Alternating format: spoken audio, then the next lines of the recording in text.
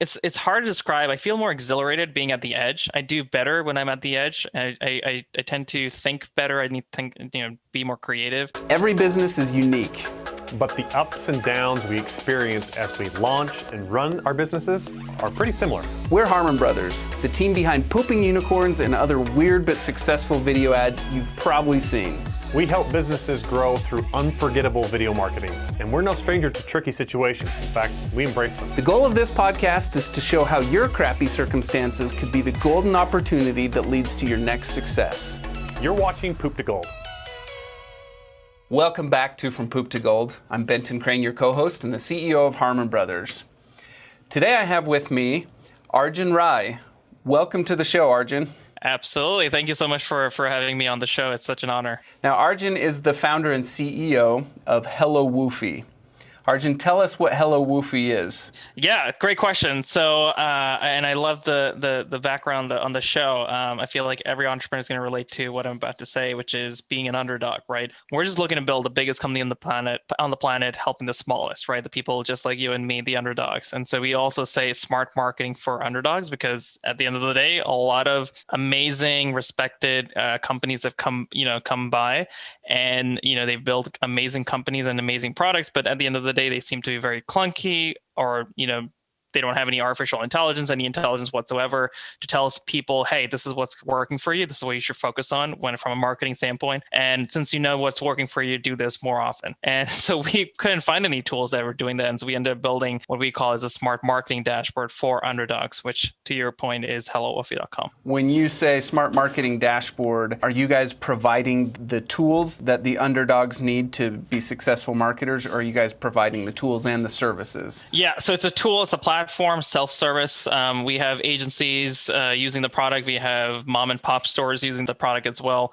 Typically, our customers tend to be women who are stay-at-home moms, coaches, podcasters, social media managers, agency founders, and things of that nature. We found constantly that, they need to know when they're running their small business or managing other small businesses as an agency, what emojis do well, what words do well, what hashtags do well, right? What images could they use if they wanted to find stock footage and they don't want to get in trouble. And so basically in our platform, and we filed a couple of patents around the smart technology. As soon as you start typing, it completes the entire sentence or phrase or words for you. It starts looking at hundreds of millions of conversations to find the perfect emoji combinations, which on a side, emojis drive huge amounts of uplift in engagement, according to Adobe Trend Report. You can see anywhere from 50 to 70% uplift in engagement and purchase intent. People are really willing to buy more. And so we took all of that data and we said, could we map the entire English dictionary to give you those capabilities? And so that's one of the reasons why we do so well when it comes to social media scheduling, blog scheduling. And last year, what we realized that during the pandemic, small businesses were completely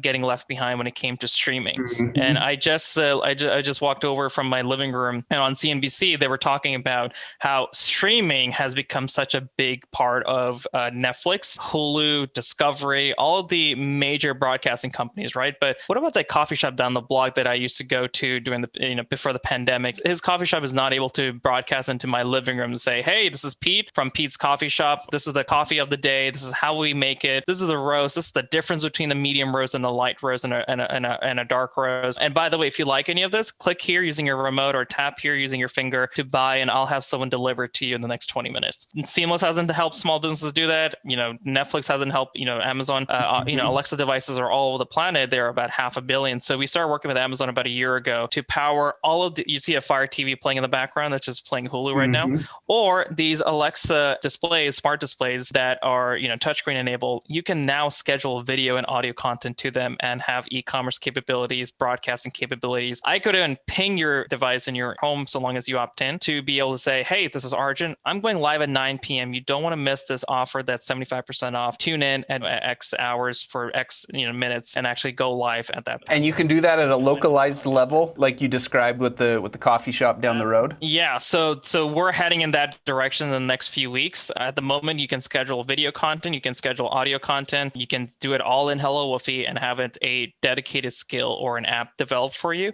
which typically will cost you $10,000 to $50,000 to $100,000 to do, which is why it's such an uphill battle for small small business owners, but we realized that the home and the broadcasting and the streaming side of things, we call it DTC, direct to consumer, broadcasting is going to be big. And so we have an MVP on the broadcasting side, and we're going in that direction that I mentioned earlier. I love it. I feel like big business, not across the board, but as a general rule, big business really grew during the pandemic, while small businesses, like you mentioned, were impacted in a mostly negative way. And I think not only is that really bad for those individual entrepreneurs, but I think just society in general really benefits by having a strong culture of, small businesses. I love what you guys are doing. How would you describe the why of your business? The why really comes as a small business owner myself for over a decade. I started my first few projects when I was a teenager, or technically I started selling when I was 6 or 7 years old. But as a small business owner, and I'm sure you can attest to this as well, social media management, social media marketing in general isn't something that we were taught. We didn't get a degree in this field. It wasn't an extracurricular activity you could just subscribe to in high school, right? Mm-hmm. And so when we run our businesses, we all of a sudden have to know accounting, we have to know legal side of things, we need to know marketing side of things, and that economics class kind of helped you out. But what about the marketing side of things? And so we really do need intelligence baked into the products that we use, the services that we use, to be able to find out what is doing well for us, so that at the end of the day, we're not competing against our biggest competitors with unlimited marketing budgets on a strategy called let's wing it to figure things out.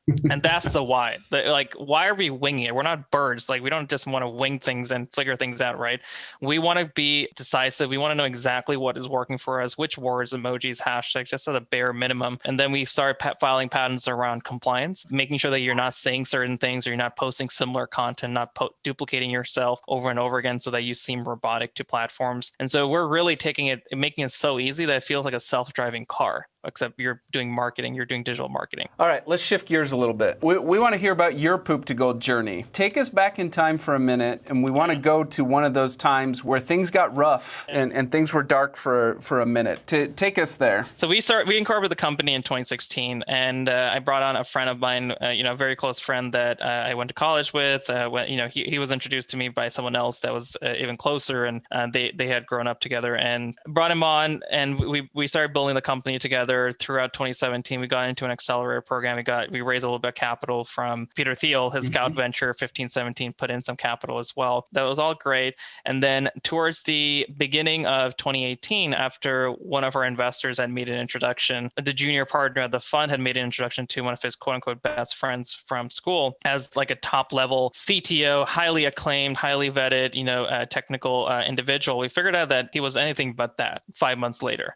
And you can imagine what we were paying a CTO's level salary plus compensation and things like that. So we figured out that it wasn't working out. What he had built was kind of taking other people's codes and putting it under an MIT license. And we were like, OMG, we have to throw all of this out. Not only do we have to get rid of him, but we have to throw this out the door. And so we told the partners of the fund, hey, this is what happened, and they apologized. And then the founding member partner introduced us to his friend of 30 years, and that turned out to be even a worse decision to bring him on board. And so between him and my co-founder, I had to let them go.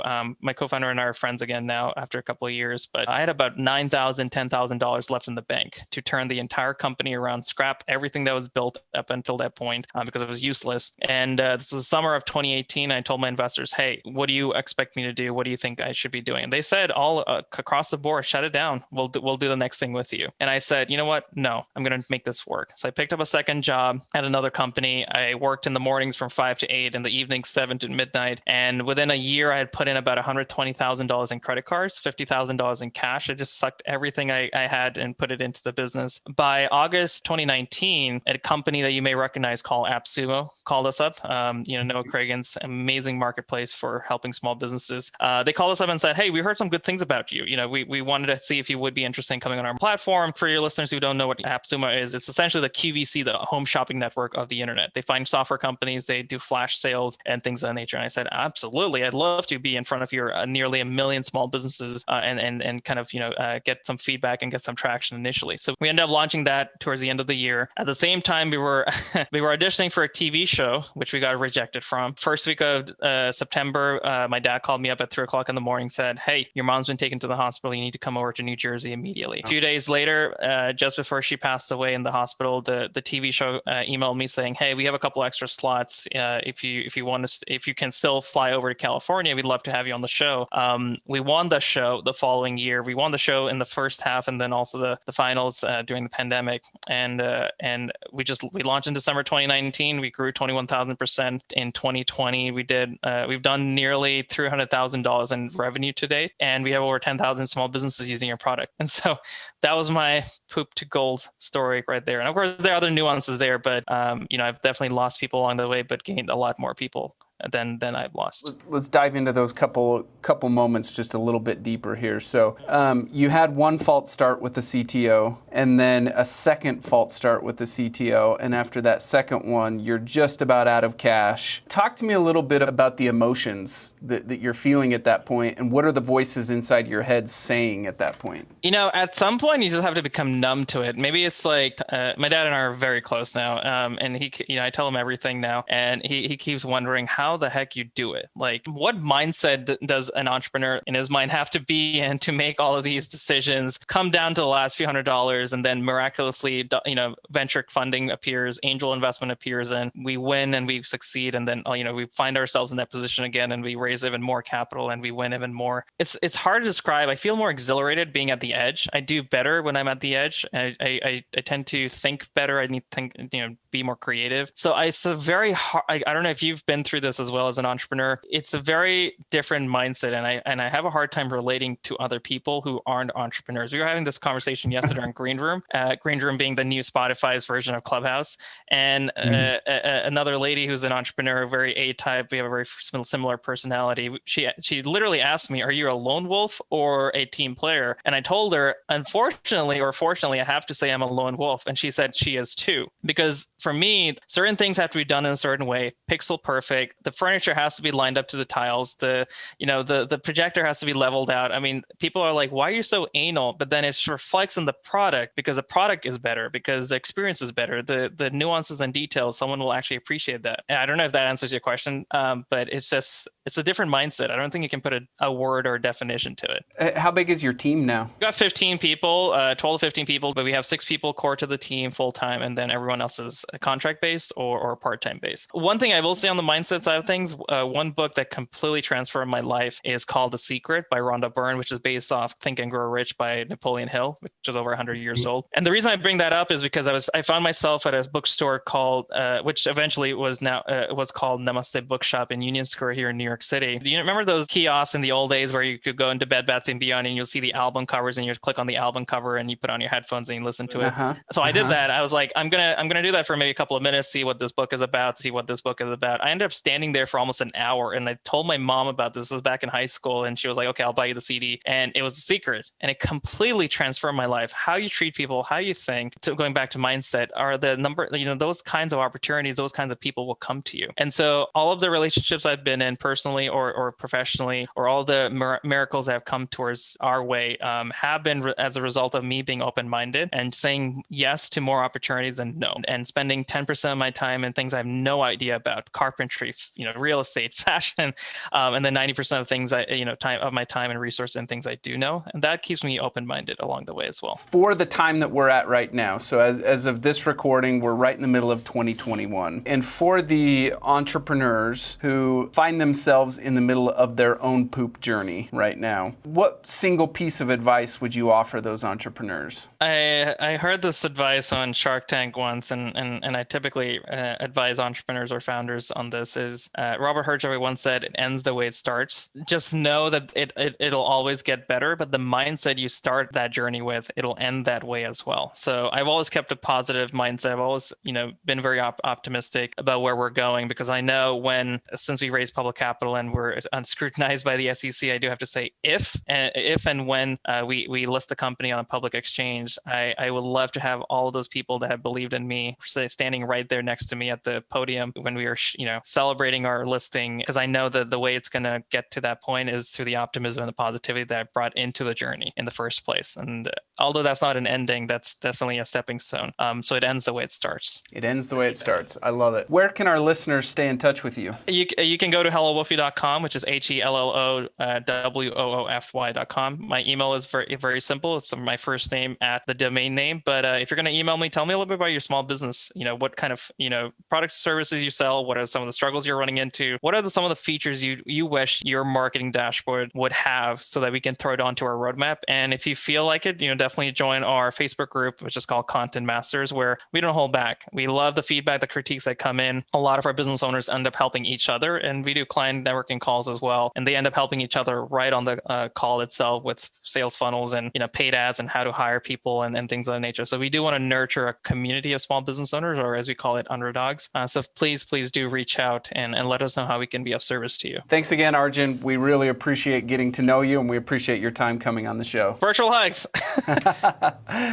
And for our listeners, make sure to like, share, and subscribe. We'll see you on the next one. Do you ever feel like your marketing efforts are stuck on a plateau? At Harmon Brothers, we offer a free marketing audit to help you identify the areas where you can level up and get your business back into growth mode. All you have to do is go to harmonbrothers.com/audit. We have the data, we have the expertise. This is free. Check it out. You won't be disappointed.